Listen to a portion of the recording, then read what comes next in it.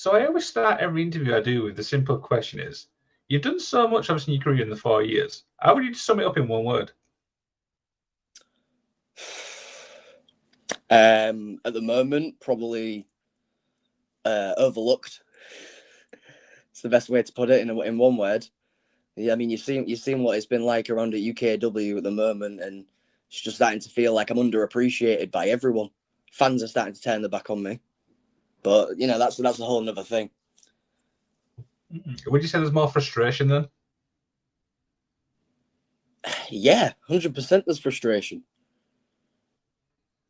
All right, what do you expect? I spent 4 years putting my body on the line every year. I was the first Genesis wrestling match.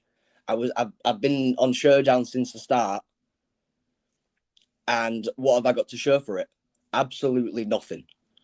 And I poured my heart out to the people on last Friday. And what did I get back on Monday? Boos. Came out and I got a sea of boos.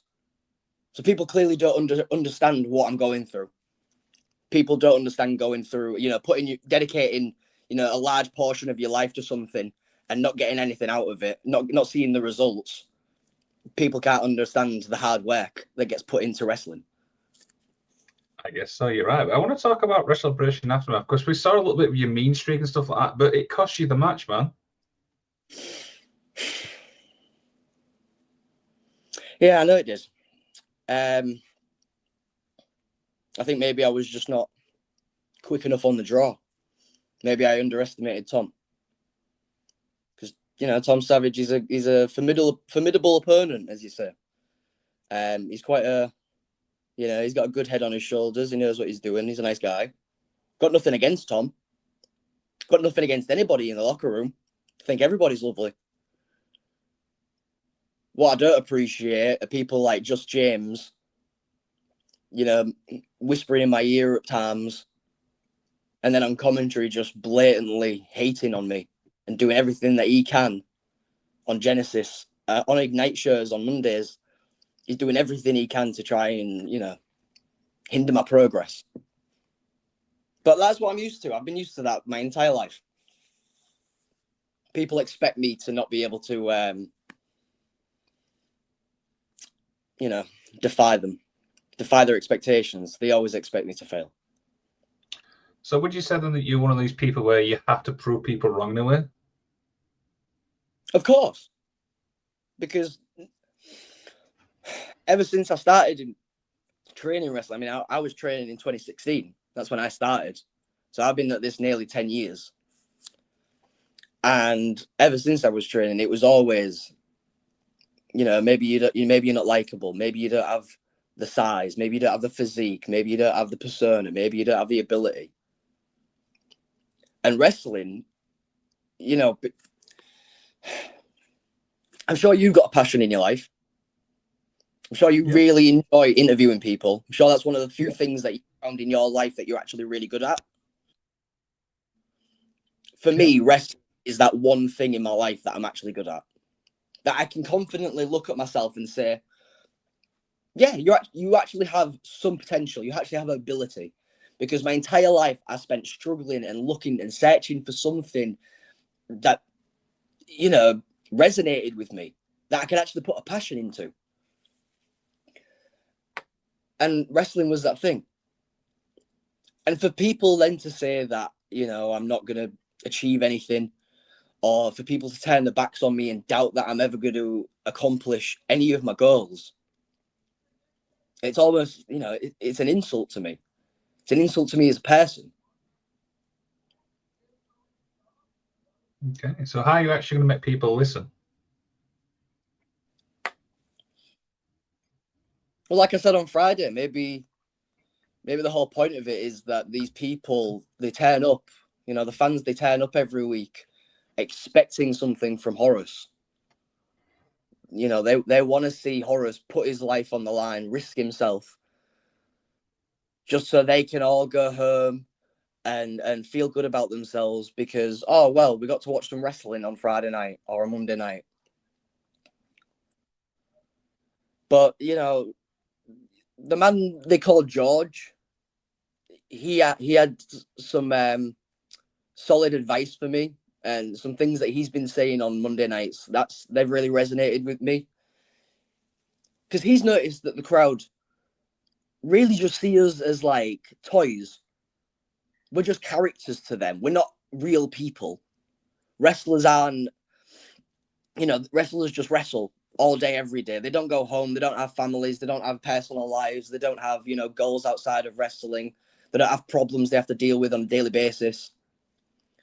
All they see is the 10, 15, 20 minutes that wear out in front of them in the ring. And then once we go through the curtain, it's like we don't exist anymore. It's like typical trope is like kids, primary school kids, they think their teachers like live at school. So like when you see them out in the street, they're like, oh, miss, what are you doing out in the street? What are you doing out, not in school? It's so bewildering to them to realize that, like, the teachers actually don't, they have lives outside of school. They're not just teachers. We're not just wrestlers. We're real people. And Anderson, George, he realized that these people just want to see us hurt ourselves for their own pure entertainment. And he is sick of it. And I think in a way I'm sick of it too. Because I'll put everything I have into every match that I'm on. Every match that I'm in, every match that I'm a part of, I give it my all. And for what? To be booed. To be disrespected when I walk through the curtain. To be laughed at. When I pour my heart out, to be told that I'm just not putting enough effort in. I'm just not trying hard enough. And now I'm just a moody arsehole. Now, to balance that out, I mean, without wrestling fans, there's no young Horus, let's be honest. Is that the case, though? Because young Horus existed way before he had fans. Horus existed way before he debuted at UK Wrestling. Horus was always a concept, in my mind, that he stood for something greater than just an individual who people could look at and go, oh, well, he's not going to amount to anything. Horus was always the fight against expectation. He was always defiance against anybody in my life who doubted me. Whether it was in wrestling, whether it was in school or work or, just in relationships, Horus was that spark of hope that I could achieve more. So whether the fans want to, support me or not, that's not going to change Horus. Horus is still going to do what he does. Horus is still going to do his best. He's still going to fight until his last breath. That doesn't change it. Horus hasn't changed. The fans have changed.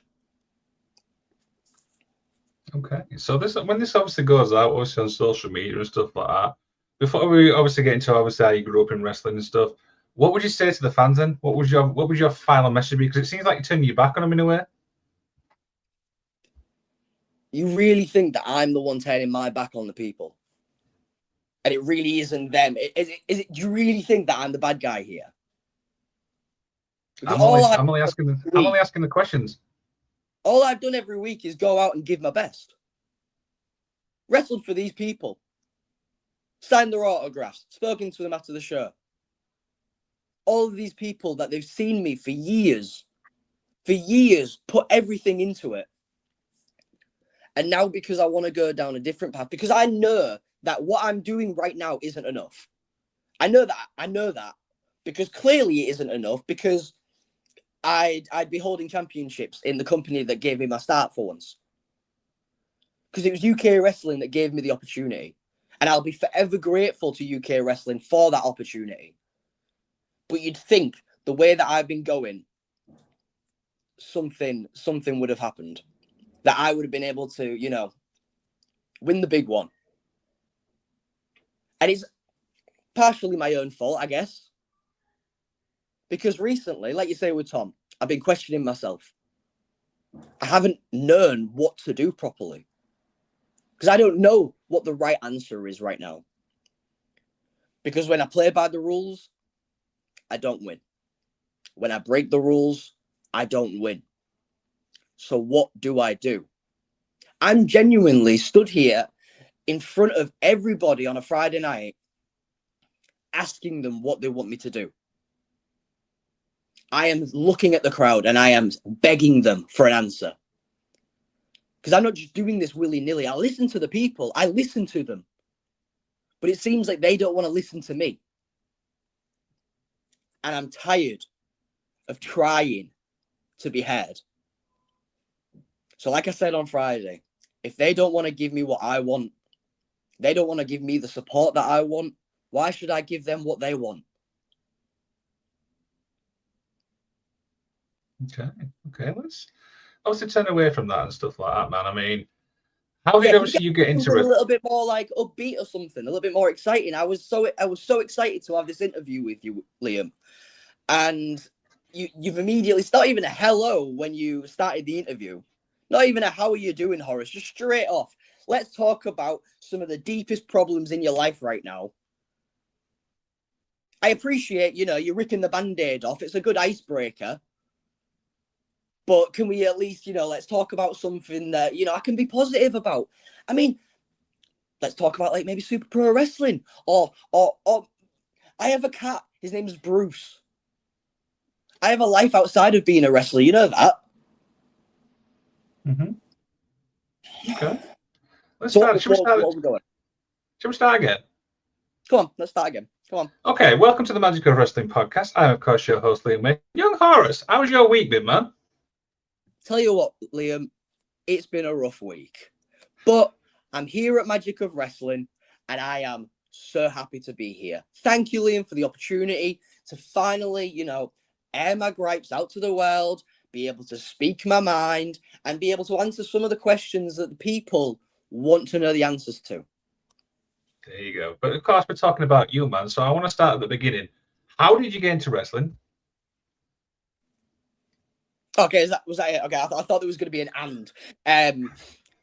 So how did I get into wrestling? I mean, I think one of my earliest memories of watching TV is watching wrestling. I can swear that I remember seeing probably either the Hardys, Edge and Christian, Team 3D going through tables, beating themselves up with ladders, early 2000s. I remember that because I was born in 98. I'm, still young Horus, as you say. And, that early attitude era, I feel like it resonated with me from a kid. Every kid probably had a trampoline, was doing, swantons and doing all the wrestling moves that they could think of to copy on the, they said don't try it at home, but you're a kid, you got to obviously do it. Actually wrestling training, probably, yeah, like I said earlier, 2016. I was watching wrestling, funnily enough. I was watching, my mum started she started watching the Raw highlights on like a Sunday morning, I think it was, on Sky, and she'd be watching it, and she just like looking at Roman Reigns and Randy Orton and stuff, and she's like, oh, look at all the men, and I remember watching it. I just sit down and watch it with her, Sunday morning, and I remember just watching it and thinking I could probably do some of that sort of thing. I reckon I could do that. And she just turned to me and said, well, why don't you give it a go? Why don't you, give it a Google? See if there's a wrestling school around. And I'm like, and at the time, I didn't know about British wrestling. I didn't know there was such a huge independent scene. So I'm there thinking, can't possibly be wrestling in England. The only place that there is wrestling is like WWE. And, I know there's one in Japan, and I know Mexico have got a big company, but I couldn't have named you places like Progress and Tidal and True Grit. Couldn't have named those places to you before. And, I lived just outside of Hull at the time and gave it a quick Google. And the first place that popped up, New Generation Wrestling. NGW. They had me in Newcastle. Well, it was in Chesterley Street at the time. And they also had another academy in Hull. So I went, oh, well, why don't I just give it a go? So I turned up one day and I was able to see, you know, I'm expecting it to be a bunch of middle-aged men, you know, that don't really, you know, exercise, that you're not very athletic, just, you know, giving it back. I'm expecting backyarders, really, you know what I mean? I'm expecting just a bunch of people that don't really, you know, don't know what a wrist lock is. They don't try it. They just were like, oh, we'll just throw ourselves through tables and hit each other with chairs. And I fully expected to turn up there going, this is a load of bollocks. What are we playing at? But no, there was, you know, Matt Myers and Nathan Cruz and Kaz Crash. They were the trainers. And it was Kaz Crash that taught me the fundamentals. And I think I saw a young lad do like a 450 from like it was a bloody training match, and he did a 450 off the top of the turnbuckle to the outside, and this massive guy caught him. And he took a bump on the outside onto like a crash mat. And I remember watching it and going, holy shit, this is pretty legit. Like, I did not expect this sort of athleticism. Like, I don't think I'd ever seen a 450 at that time. Because I was so used to just PG WWE. Because like, yeah, I watched the Attitude Era when I was very young.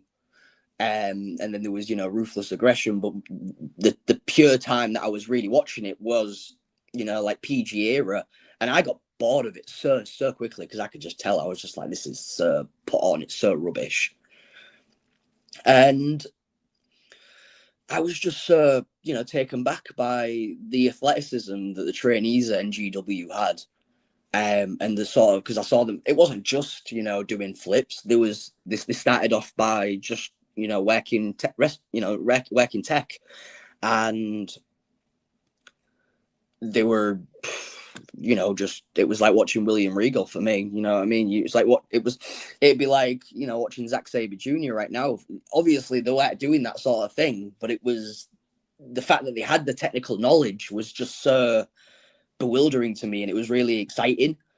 So I jumped straight on it. I think I was 17 at the time, and I was just jumped straight on it, maybe a little bit younger. And I was training, you know, once a week for 3 hours in this small little warehouse on like an industrial estate in Hull. And then we eventually moved to the centre, and I was invited by Matt Myers to go into the advanced sessions. You know, that's where I met people like Ace Matthews. I met Dave Graves, Sean Only. I met him. I met Joseph Connors because he did a seminar. You know, and it was Nathan Cruz, it was Matt Myers, and it was Liam Slater that you know, trained me. They were the advanced classes and the beginner classes when we moved into Eastmount. And they were essentially the guys that taught me the bread and butter. And I always say that, you know, everything that I do in the ring stems from something that they've taught me, whether it be, you know, a physical wrestling move or the psychology that goes into a match. I credit them guys and Kaz, because he taught me the basics. I credit all of them with all of my knowledge, and just to be able to have the confidence to say that I can wrestle. Yeah, and I think one thing that with all the names you mentioned here, there's so much experience with all them people there. Do you know what I mean? It'd be impossible not to learn something from them. 100%. And obviously, I never felt like I was, you know, top of the class. There was never that moment where I'm there going, oh, I'm so good at wrestling, like I'm just the best. I should just, you know, I struggled. The Horus character didn't even exist when I was training with NGW. I remember wanting to do like a Bray Wyatt-esque sort of cult leader, that kind of, you know, ominous sort of character. But then I realized that at the time, you know, 6 or 7 years ago, at the time, I couldn't cut a promo to save my life. I could barely speak, could barely talk, because I didn't have a character. So I didn't know what to talk about. And I realized that, well, Bray Wyatt, one of the main things that always attracted me to Bray Wyatt as being one of my favorite wrestlers is his ability to speak and captivate an audience with just his language. And that was something that, you know, I really struggled with up until, you know, coming up with Horus as a character. Because I was You able to mentioned speak. obviously. So yeah, I want to talk about that. I mean, how did all the young Horus character come about? It was over when we had the lockdown period a few years back. Oh, what was it, like 6 years ago now, wasn't it? Mm-hmm. 2019, 2020. It was during that period of time I was kind of like, you know, I'd taken maybe a few months off of wrestling because I'd gotten like a full-time job, and I'd started living alone. You know, I've moved out from living with my parents. You know, a lot of like responsibilities and financial responsibilities, you know, fell onto me. So I had to kind of take a step back from it and go, well, I need to earn money. I need to earn money to be able to live. So got a full-time job. You know, was a chef for a bit of time, and you know, doing, you know, weight and work and stuff like that. You know, just simple odd jobs. I was in college at the time as well, and it was just sort of the desire to want to be. I don't know. I felt like I always had that underdog fire. When I was training with NGW, I always played the heel. I was always a bit of a bad Mm-hmm. guy. I was always, because I didn't have an exact character. I didn't know what I wanted to be. I didn't even have a name properly. I was just going by my normal name.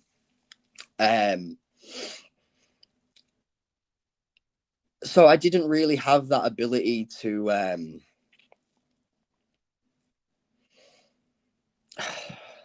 It's hard to explain. It was hard to explain. It's hard to explain, really. I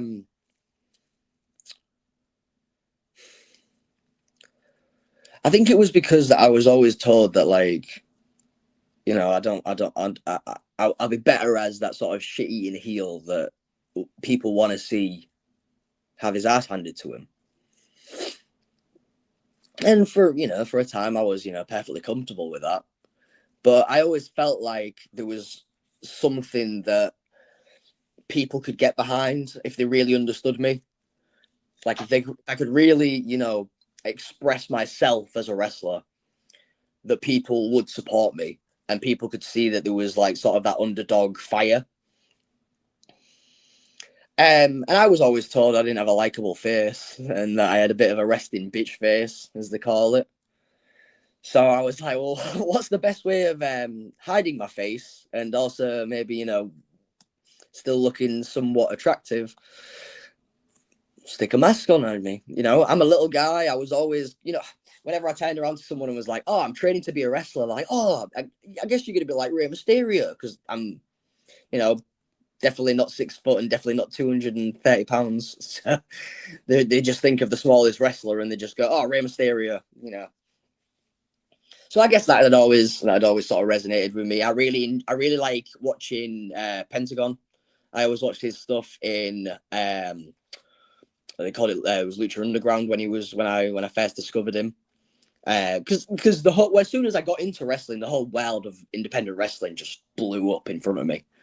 Not only was it the time period where like NXT UK was starting and like places like WCPW had their wrestling show on YouTube, which for a long time I was like, that's the girl, because that is, you know, it's seen by thousands of people. It seems to be the biggest thing on social media right now in terms of British wrestling. You know, back in like, what was it, 2016, 17, 18, that sort of time Yeah. period.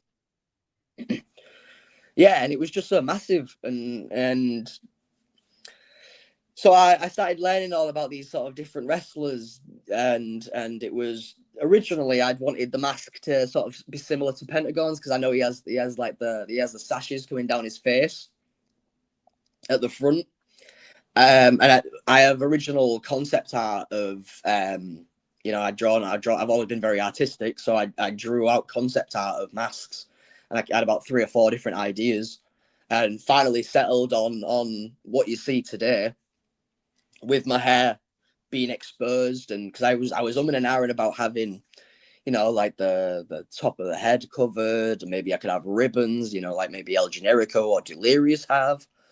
And at the time, you know, it was just, well, I've got long hair, so why not have it out? It would make so much more sense. And it probably keep me a lot cooler. That has never been the case. I'm always sweating buckets whenever I'm wrestling. But yeah, the Horus, the mask design came from my love for ancient mythology. I love ancient Greece. I love ancient Egypt. And I was looking for some sort of symbolism which had not really been used before. Because I'm looking through different masks throughout history, and I can see the different patterns and designs and sort of themes that people were going for. And you look at modern lucha masks and you see so many intricacies, and you got Dragon Lee, who's a dragon. You got Pentagon, who's, what is he? I guess he's like a Grim Reaper, I guess, at the time. Yeah, Ray Phoenix. Or like a Grim Reaper. You got Ray Phoenix, who has all the the bird symbolism. Aerostar, who I guess is kind of like futuristic, and so I was just looking for something that could stick, something that fit with me, and I loved the symbol of the Eye of Horus, and it just happened to me. It just came to me one day and just went, why has nobody ever put the Eye of Horus on their eye? Because I've seen masks with the Eye of Horus on it, but they're on the forehead. Pentagon as well. He has the loops. He has the loops on his mask, which I guess are similar to it. And I think from seeing Pentagon, having my love for ancient mythology and these sort of symbols, it just clicked together, and I was like, right, Egyptian mask, brilliant. And the symbol of Horus, and Horus is the god of war, so it fits perfectly with what I'm doing. Fits perfectly within the world of wrestling. But the symbol actually stands for like good health and prosperity. And so I feel like the symbol, the mask almost protects me sometimes. I feel like when I go out there, I can put the faith in myself. I can put the faith in Horus that I will be okay. And touch wood right now, the worst injury I've ever had was I dislocated my finger. And that was my own fault. I just landed awkwardly on my hand and dislocated my finger. I did that last year. So and that was last year. So for 6 or 7 years of training and wrestling, I hadn't been injured. And I don't know if that was the Horus, looking out for me in the past, I guess, because I hadn't even come up with the idea yet. But I've been very fortunate, and I can, I appreciate the Egyptian gods, as they say. That is really fascinating. I'm going to be honest with you. Really? I felt like I was rambling a lot there. I didn't know if I was boring you or not. No, I always like to know, like, obviously how people come and join with the characters and stuff. And the thing is, young Horus is so unique, and it's obviously unique to you. Definitely. No, I definitely think so. I'm very proud of Horus, because I feel like, it's not something that's been done before. Whenever I've seen the Egyptian gimmicks, it's always been, mummy wraps, or there was, I can't remember his name. It completely eludes me, but I think he was part of Chikara at the time. He had a cobra mask, and his gimmick was that he was like an Egyptian snake. So it was always something very stereotypical, and I didn't want to do, especially with British wrestling, whenever someone's got a mask or whenever someone wrestles as a lucha, they think, oh, it's just a stereotypical Mexican comedy gimmick. And they're just a silly character who guy can't even speak Spanish. And all he's going to say is hola and si and no. And he's going to have some sort of, very typical Mexican stereotypical name, El Jose. Cool. That's and it can't, very imaginative, very unique, as you say, and that's just something I didn't want to do. I didn't want to be a comedy wrestler. When I started watching luchadors, they were just wrestlers who happened to wear masks. When you look at Randy Orton, you don't think, oh, he's one of those trunks wearing wrestlers. You don't look at Kurt Angle and go, oh, he's a singlet wrestler. You don't. He's just a wrestler. And in Mexico, where lucha libre exists, originated. It's not masked wrestlers; they're just wrestlers, and the mask is the character. It's symbolism. It means something. It's an icon to look at and to be able to identify with that wrestler. It doesn't take away from what I can do in the ring or who I am just because I wear a mask. The mask, if anything, enhances the wrestler. Makes perfect sense and stuff like that. So, obviously, you're primarily known, obviously, UKW now. How did that obviously start? Honestly, I can completely give all credit to Mustafa Khan, because it was Mustafa Khan who, when lockdown had, sort of eased off, I started going, I want to get back into wrestling. And at the time, NGW didn't have their school in Hull anymore. They'd had to close it down. And the only place that I could see that was anywhere local was UKW. And it was JPR actually who trained with me at NGW for a period. He turned around to me and goes, "Oh, I'm wrestling at UK Wrestling. You should give it a go. You should check it out. Go turn up, see if you can go." And I had this idea of Horus. I'd made the mask. I'd made the original. Oh, I'll show you. Where are we? Oh, yeah. I had the original black and yellow mask. This is the one of one, the original. So okay. Literally exactly the same. And so I had this idea, and I'm thinking, right, if I turn up to UKW, I can give it a go. And I don't know if I don't know if I just felt like I was sort of stagnant and not really advancing and not getting anywhere with it. And I feel like that was probably like a thought process that I was going through during lockdown. It was just like, well, I'm not really achieving anything with wrestling at the moment. I've been training for 3 years, twice a week. That's like, and I'm going to all these extra seminars, and I'm going to these, I'm helping out at the shows. I just didn't feel like I was doing anything. So I said, right, I'll go to UKW, and if I don't enjoy it, then I don't enjoy it. And I can just say, right, well, that was a chapter in my life. I can move on. And I turned up, and funnily enough, it was Joseph Connors taking a seminar. That it just happened to be a surprise on the day. Joseph Connors is here. He's going to teach you guys. Brilliant. I've done seminars with him. That completely eliminated any sort of nerves that I had, because I was really nervous. I'm like, I'm going to a completely new place, new town, I don't think I'd ever been to Leeds. I was so isolated. And I'd never been to Batley, for sure. So I turned up and I absolutely loved it. And it was Mustafa Khan who was taking the training going forwards. He was like he was essentially the head of the academy at the time, and it was him who came up with Genesis, the concept of Genesis. Because at the time, UKW had their own academy championship. They had their academy champion at the time was Leonie Rose, and it was at Aftermath. It was about 2 months after I'd turned up, after we'd started training, and I was so surprised because Mustafa turns around to me and he goes, "Have you wrestled on a show before?" Like, it was I think probably like the second or third week that I'd been there, and I'm doing like practice matches with people. And he goes, "Have you wrestled on a show before?" I go, "No, never wrestled on a show before." And he's like, "Why?" I go, "What do you mean why? I just wasn't booked on a show. I trained with NGW and they didn't want to use me on their shows."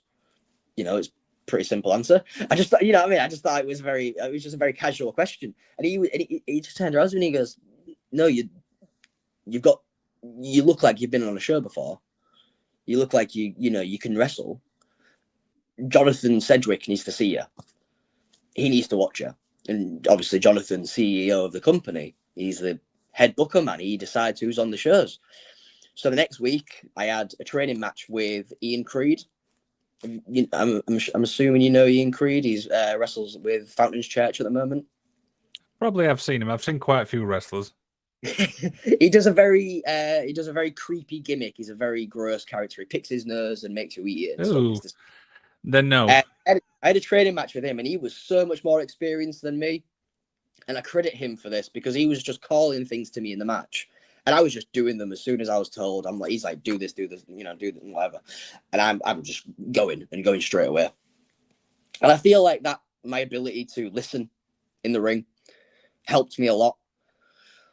And Jonathan said, all right, I'll give you a shot. You can have a match on the Aftermath pay-per-view. And this was 2021. So I was on the pre-show, and it was in the pre-show that Mustafa, he came out and he invited Leonie Rose out to the ring because she was, like I said, the Academy champion. And he stripped her of the title right there in the ring. He just said, sorry, Leonie. Not verbatim, but sorry, Leonie, you're no longer the Academy champion. What he was saying was that you deserve bigger and better things. He's saying, you've been an amazing Academy champion. It's time to move on to, you know, the women's championship. She was obviously very offended at the time, not very liked. And he introduced the Genesis Championship, which is the one you see today, the one held by Tom Savage, the one that I've wrestled, I probably want to say maybe a dozen times for. And he introduced me. I was the first one introduced. Came out. I didn't even have. All I had was this. All I had. I had this and a pair of Lonsdale shorts, a pair of black Lonsdale shorts, because I didn't have gear. Mm-hmm. I didn't have tights. I didn't have kick pad covers. I don't even think I had wrist tape.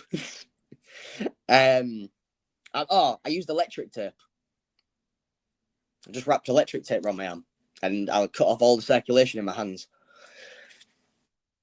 And yeah, because it'd been a few weeks into training. They went, right, we're going to put you on the show. I never expected. I turned up to UKW and said, I'll give it till Christmas.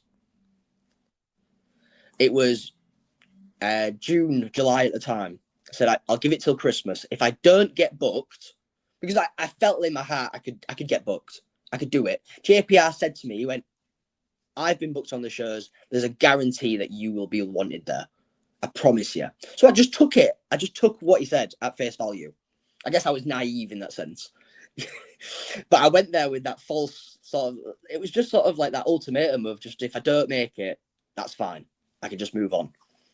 So, and then to be booked like within 2 months of turning up and then to be debuting, it was just such a shock and such an honor. So all I had was the concept mask of I could be Horus. I think I'd practiced training in it once. So I'd only worn it like to wrestle in once before. And my opponent was Tom Steele, and he doesn't wrestle anymore at the moment, but he's a 2-time former Academy champion at UK Wrestling. He'd been there since he was 9 years old, made his way through it. I think he was 18 when I'd met him. So he'd been there for, 9 years, sweating bricks, sweating his ass off just to try and get to that position. And he'd done so much. And at the time, the heavyweight champion was J-Ro Lewis. Are you familiar with J-Ro? I am, yes. Now, J-Ro won't mind me saying this because he knows that I respect him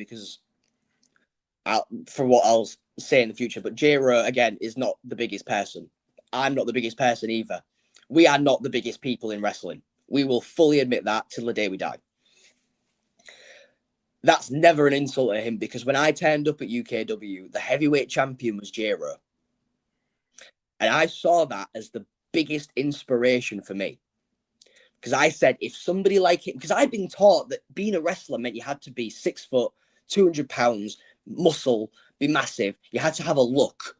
You had to be formidable. You could never hold the top championship in a company if you were, a skinny 7-stone guy like I was at the time.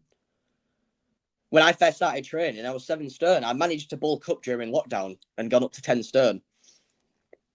But I was still saying, you know, if a little guy like Jiro could reach the top, then the possibility that I could actually achieve that was there. And that was the biggest inspiration at the time, to just go, right, if he can do it, I can do it as well. I promise you I can do it.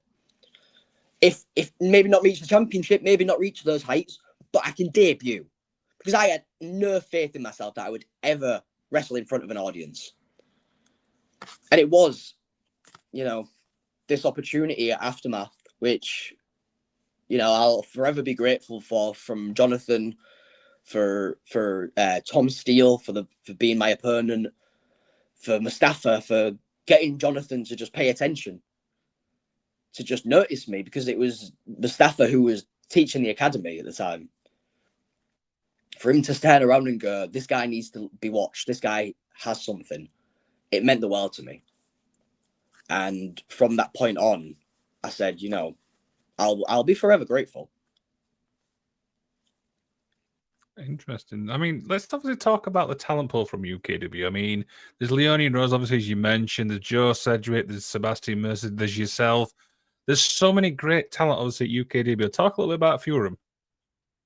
Oh gosh, I don't even know where to start. I mean, I remember Kyle. I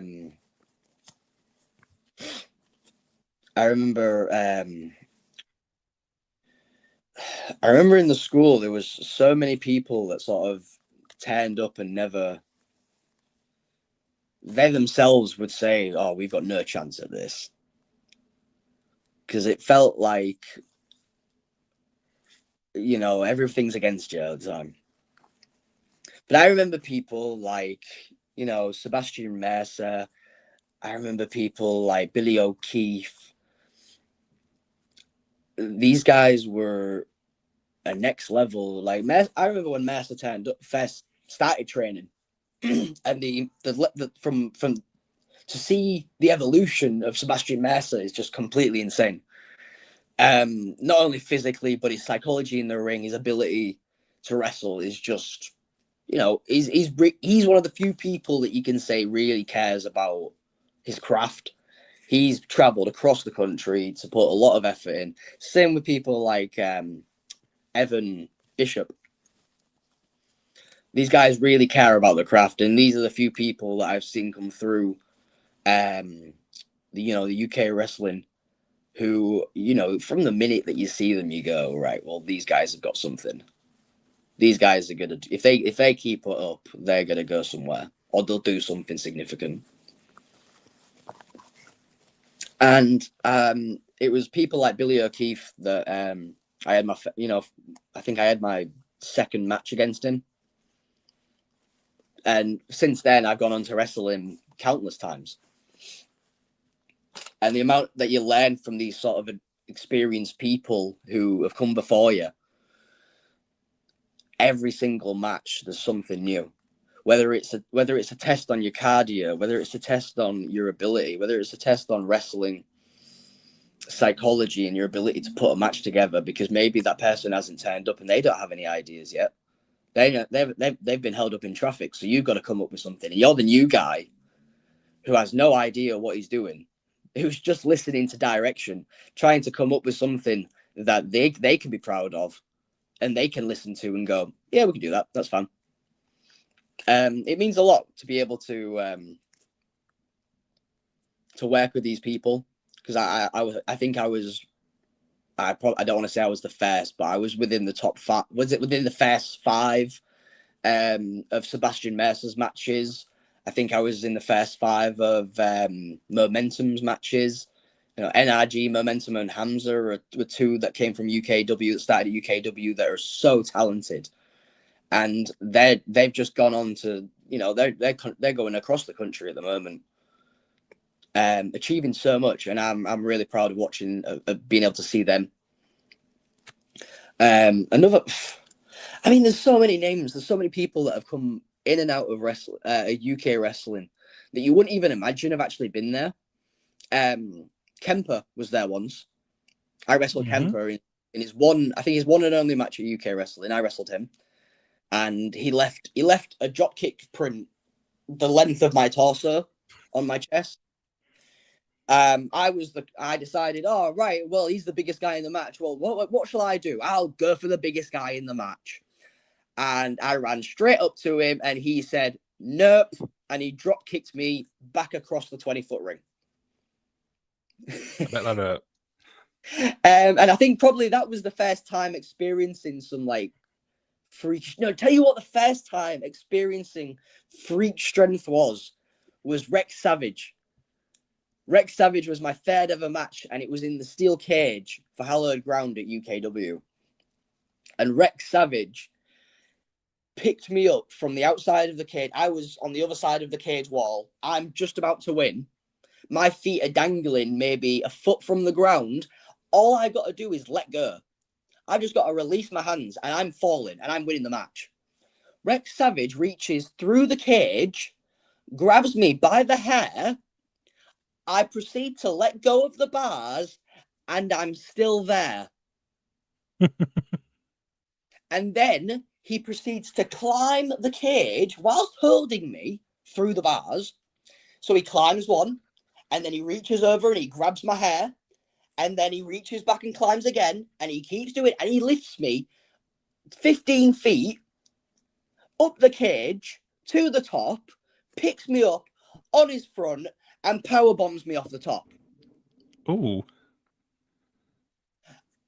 I have never been more scared in my life. I can imagine. I have never experienced falling from that height.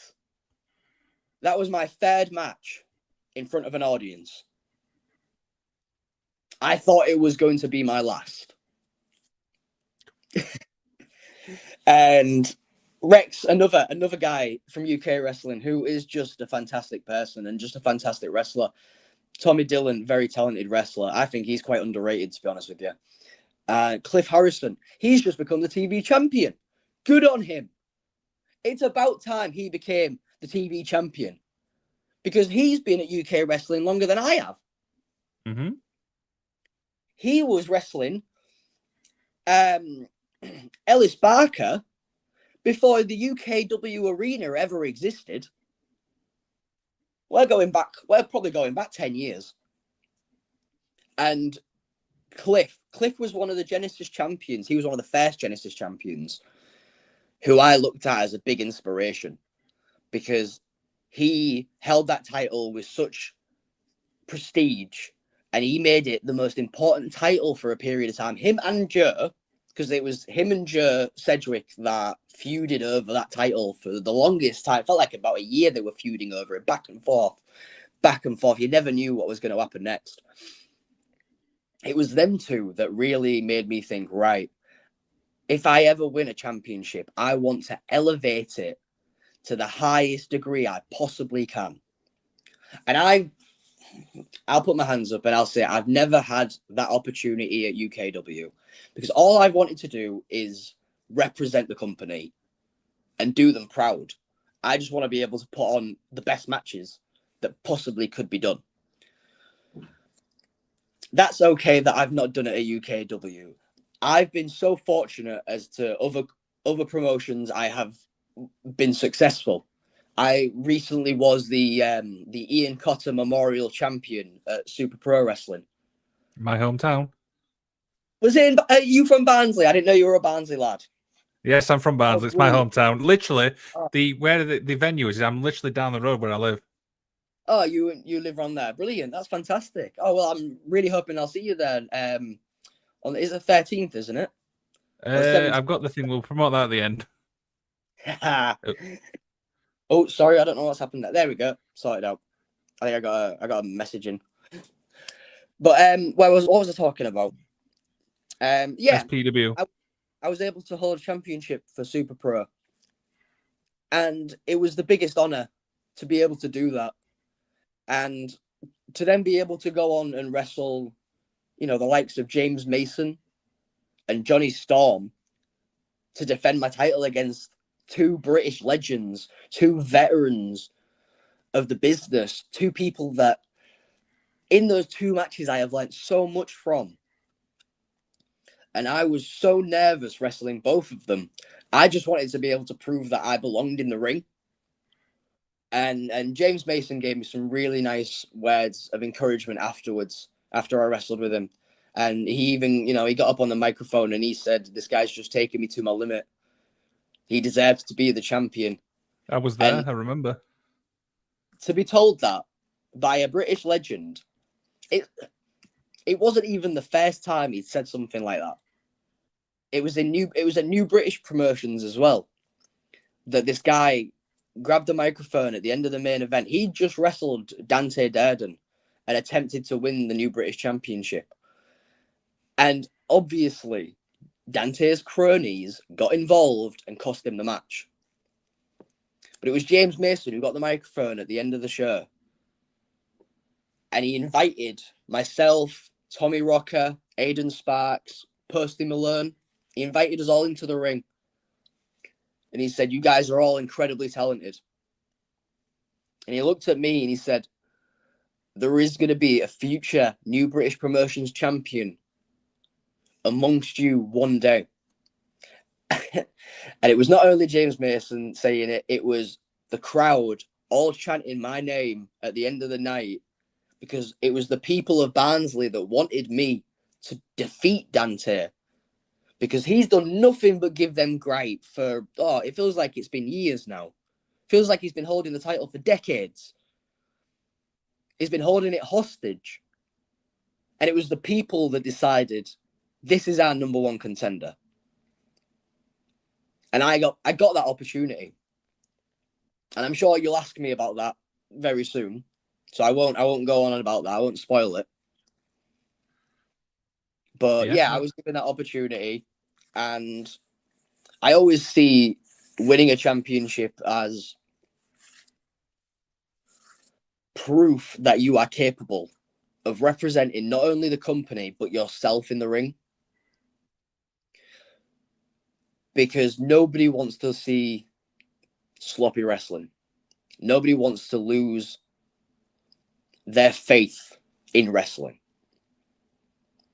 And the amount of time I can say, not necessarily in UKW, I'm just speculating, generalizing here really, but the amount of times that I've seen wrestling and I've gone, what has happened? Because I was trained by people that respected the art, people that knew that you have to put in the work to get anywhere, to be given a crumb. And I was taught to have those same values. And now to see people kind of make it a joke because they think of it as a hobby. Oh, you disappeared for a second there. You all right? Yeah, absolutely, yeah. Yeah, you just buffered for a second. But wrestling is for everyone. I will say that wrestling is for everyone. But to quote someone that I've shared locker rooms with, not everyone can be a wrestler. Wrestling is for everyone, but not everyone can be a wrestler. You can enjoy the show. You can be a part of the show. But not everybody has the physical ability to be a wrestler. It might not necessarily be physical. It might just be situational in your life. You might just be going through a period of time where, the events in your life are meaning that you cannot be a wrestler.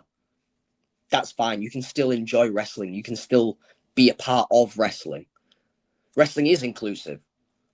But I feel like too many people now think, I can train for 6 weeks and I can wrestle. I'm a wrestler now. I don't need to train anymore because I know how to do a lockup. I know how to put my arm out in a line like this for a clothesline, apparently. And even then, that's giving props to a few people. Okay, so we've actually got a fan question. Maybe that's just my bitterness coming out with all the frustration recently, having to deal with the people at UK Wrestling, the fans at UK Wrestling constantly turning their backs on me and booing me. Maybe that's kind of like soured my opinion at the moment. But it's funnily enough, whenever I go elsewhere, I'm absolutely adored. People support me. People want to see me succeed. It's fantastic. And I appreciate every single person, not only at UK Wrestling, but all over the country. Even when I was wrestling in Wales, when I was international. Very international, isn't it, going to Wales? But even when I was in a different country, I had people chanting Horus. And that's what matters, is that people care about you as a wrestler. Because if people don't care, why should you? Okay, so we've actually got a fan question here from Russell Wellbeing. Obviously, he's the guy we do the live shows with. And it says, was there any particular moments or periods in your career where your mental health struggles felt particularly overwhelming?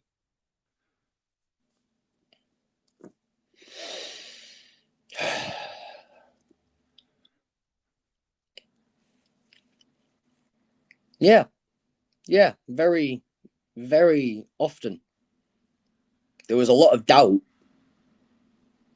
in myself.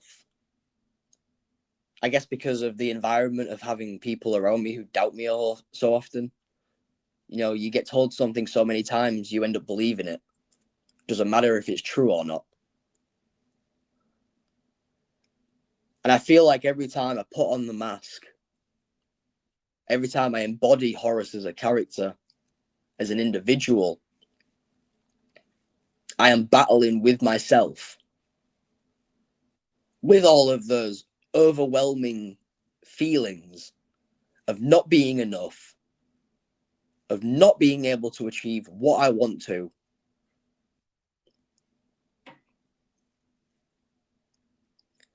And it is wrestling that has really helped me as well.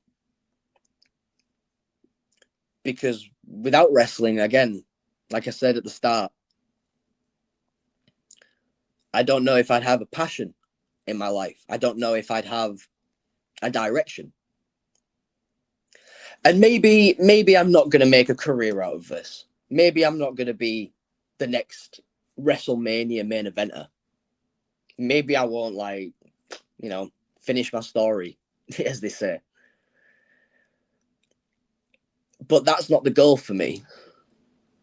My goal isn't to be the biggest star in wrestling.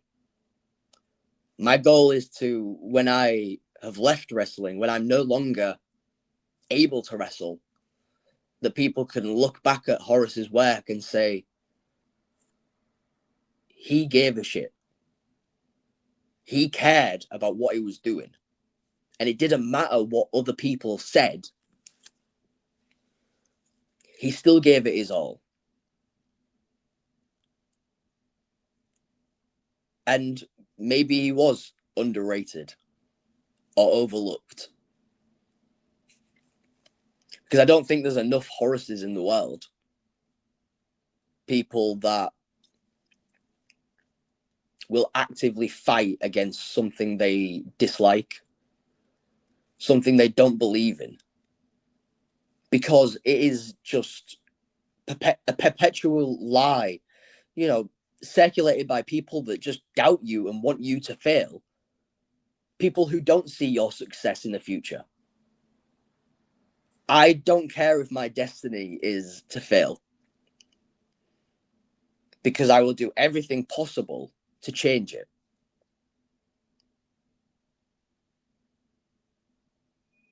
Absolutely. Is that good enough? That's a really good answer and stuff like that. And I want us obviously to stick with the SPW thing, because you've got one accolade that nobody can take away from you.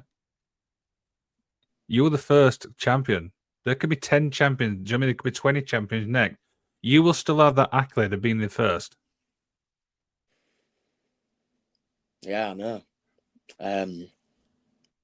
You don't realize what that means to me, especially someone who's, maybe you do. Maybe you're slowly starting to realize what it means to me. Maybe over the last 59 minutes and 24 seconds, you've started to understand what Horus cares about. Because I knew that even just being included in the tournament meant that the management in Super Pro Wrestling saw some potential in me. They saw an ability to carry the company. Nobody in that tournament wouldn't have been included if they could not carry the company, if they could not be a brilliant representative, because that is what the Ian Cotter Memorial Champion is about. It is about not only representing the memory of the promoter's best friend who tragically passed away, who was a huge wrestling fan. That's why the title is the Big Gold, because that was his favorite championship. And to be able to hold the Big Gold and to be able to represent not only Ian Cotter's memory, but Super Pro Wrestling, and to be the first. Because now, not only will his memory be continued down the line, my memory will be continued down the line. I will have a legacy alongside him. Because I did everything I could to represent Super Pro to the best.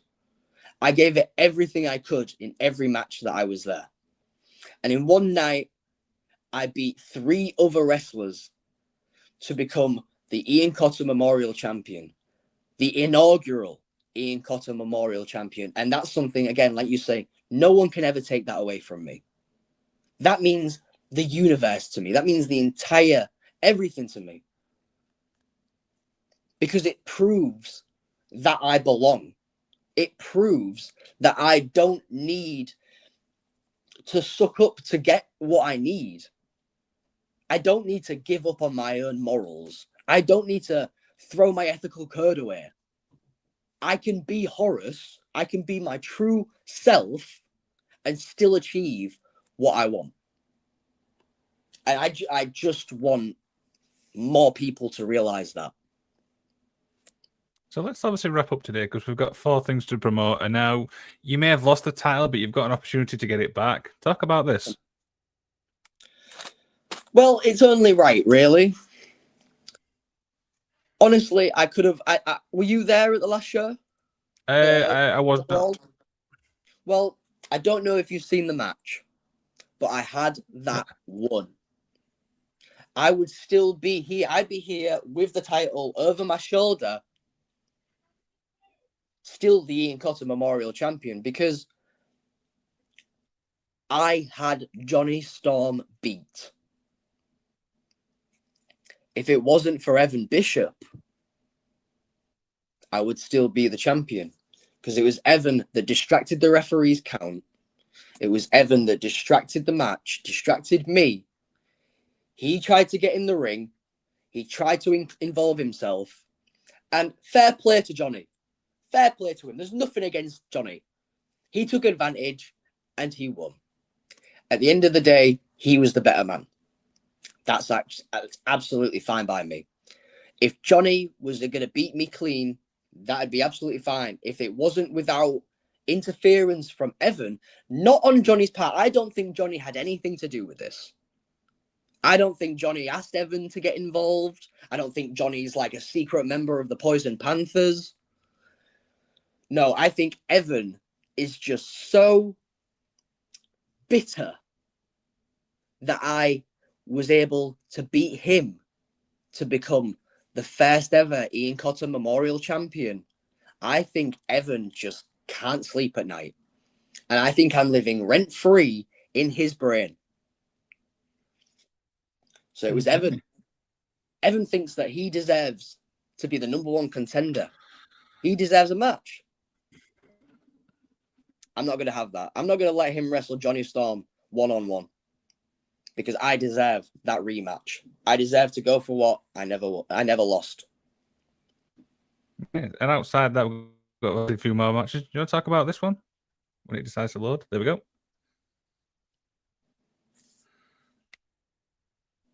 Can you see that? Oh, I'm not seeing anything. No, my apologies. Tables, ladders, and chairs match. Saturday 4th of October. Tables, ladders, and chairs. Oh my gosh. Yeah, new British promotions in Rye Hill.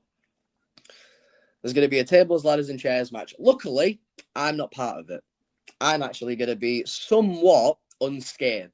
Fingers crossed, I'm going to be somewhat unscathed by the end of the night, because I have my own no disqualification match.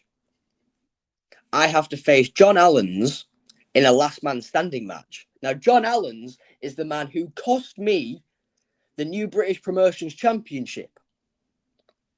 Because again, I had Dante Durden pinned to the mat. 1, 2, 3.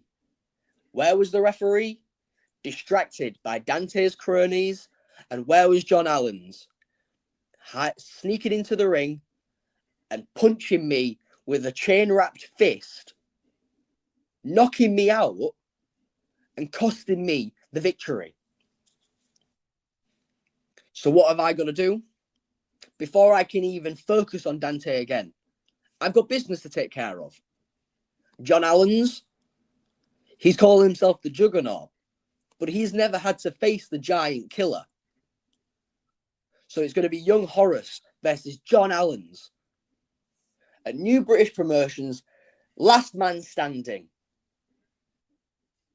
And then once I'm done with John, I'm going straight back to Dante. Okay. Next one is this one, Saturday 11th of October in Wetherby. Wetherby, I am so excited. I really can't wait for this. This is going to be another debut for this year with Kapow Wrestling. I'm so excited, and I'm really grateful to Kapow for giving me this opportunity.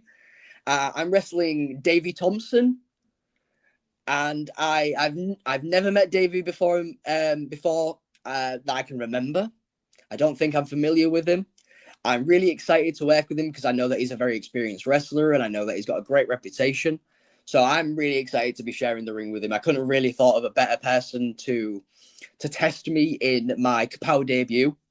And fingers crossed that I'm going to come out with the win, because what better way to introduce yourself to a new crowd than, you know, making your debut and overcoming the odds and walking away with a W. I couldn't think of anything better.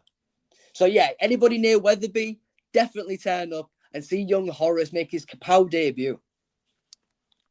There you go. And we've got this one right here, which is the triple threat from British Open Championship match. Saturday 14th of December. Again, another tournament that I was so close in winning. Another championship that I have been so close to winning, but haven't been able to just get that big one. Radu Bullet has been a thorn in my side for about the last year, I'd say. At KMR Promotions, since the start of KMR Promotions, Radu has been on a complete tear. He's been attacking everybody with as many weapons as he can. He's been doing... nothing's been off the table for Radu. Simply put, Radu is a vicious, horrible bully, and he needs silencing. Luckily, I've got Matty Carter in the ring as well. Now, I've seen how talented Matty Carter is. He's probably flippier than I am. He's going to be an amazing partner to work with against Radu, I think. Now, I know it's a triple threat, so I know it is every man for themselves. But I truly believe, if me and Matty can get rid of Radu, then we can actually have a fair one-on-one match for the British Open Championship. I suggested bringing a door. Now, you know the old trope about vampires, don't you? Mm-hmm. If I was to bring a door and sit it on the apron, Radu couldn't get in the ring, because we'd have to invite him in order to even have permission to be allowed in the ring. So why don't we just bring a door, put it against the apron, and just tell Radu to go away? And then me and Matty can have a fair wrestling match. Because we know for a fact that Radu's going to do everything in his power to not make it a wrestling match. He just wants it to be a violent brawl. Me and Matty, I think we're a little bit more civilized. I can turn it up to hardcore if I need to. But at the end of the day, I want to be a true fighting British Open champion. And I think the best way I can achieve that is by winning it fair and square. Straight to the point. I love it. So one little question, obviously, as we wind down. We're nearly obviously at the end of 2025, man. What's obviously the goal for you? Just to wrestle as much as I can. Just to wrestle as many places, as many times, as many people, new experiences, new opponents, new places. I never thought that I'd be wrestling in Wales this year, but I had the opportunity. And it was just such a nice surprise, such a nice new experience. So whatever comes my way, I will say yes to, because I just want that opportunity to wrestle. I want to be able to return to True Grit one day. I want to debut at Tidal. I want to debut for Gauntlet Pro. I want to wrestle in all these places that are near. And I want to travel up to Newcastle and wrestle for North and wrestling in Newcastle and Prime Wrestling. I'd love to work with Megaslam and maybe face James Mason again. But I think right now, the main goal for UK wrestling is to win a title. Okay. Just to prove that I can do it. Just to prove that I'm not a failure. Because that's all Horus was meant to be. Was proof that I'm not a failure. That I deserve, not that I deserve, that I'm worth more. It's not what I deserve, because I wholeheartedly believe that I have earned it. I have worked so hard for the past 8-9 years to not be able to walk away from UK wrestling when I'm done and not have a fond memory. To not be able to say that I've achieved something. And yeah, I've got some good memories from UK wrestling. Like I've obviously, like, I made my debut there. I can't not say that's a great memory. But I've not had those special moments. Like I said last Friday, I've not had my flowers. I put my body on the line week in and week out. And it doesn't matter how hard I try. These people just want to turn their backs on me. And I really hope that you do it as well next time you're at UK Wrestling. I hope that I can still get your support, because I really appreciated it at Aftermath. You know, despite how I was, how I was at the end of the match, I really appreciated the support that people gave me. And that incident was a one-off. I just don't know what I need to do anymore to succeed. Maybe I'll figure it out. Maybe it's with CJ and Tommy, because they offered to help me. CJ threw the chain at me. If I'd have acted quicker, I could have won. But it was my own self-doubt, my own questioning, which put it at risk. If I was able to act quicker, then who knows what I could do. Remains to be seen, right? Horus, is there anything you'd like to plug, man, before we head off? Just get on my Instagram, Horus Wrestler. Merch websites on there. Links to my merch for both British, EU, and American fans. This is the Young Horus shirt, the official hieroglyphic shirt. Look how beautiful that is. You get that in any size you want. It goes all the way up to 5XL. And I can't wait to see anybody who's coming to support me in Wetherby, Rye Hill, in New Lodge, even in Batley. I need all of your support, because it's what fuels me. It's what fuels Horus. And without that, maybe, like you said, maybe there isn't a Horus. But I don't think so. I think I can see, right, no matter what. There you go. So you see the little QR code obviously above your screen. If people's watching this on the you can scan that QR code. That will take you straight to Young Horus's Instagram page. Give him a follow. If you're watching it on your phone, we'll put it obviously in the description of the video and stuff like that. Horus, I'm going to let you have the final say, and I will end the stream, man. So you can say anything. You can talk to the fans. You can say anything you want, and I will end the stream. Over to you, bro. I've got a lot of big matches coming up. I'm going to end the year on a high note. I can guarantee you that. Doesn't matter what I have to do. Doesn't matter what path I have to go down. Doesn't matter what side of Horus you need to see. If you want a change in attitude, maybe you deserve a change in attitude. If you want to turn your back on Horus, then it's your own fault. Because at the end of the year, I'll be having the last laugh. At the end of my long journey in wrestling, fingers crossed, a very long journey in wrestling, I will be having the last laugh. Because Horus is for the people. Horus is for anybody who has been doubted, who knows that they deserve more, who knows that they are worth everything that they believe. And if you want to turn your back on me, then that is your decision. But I'm not changing.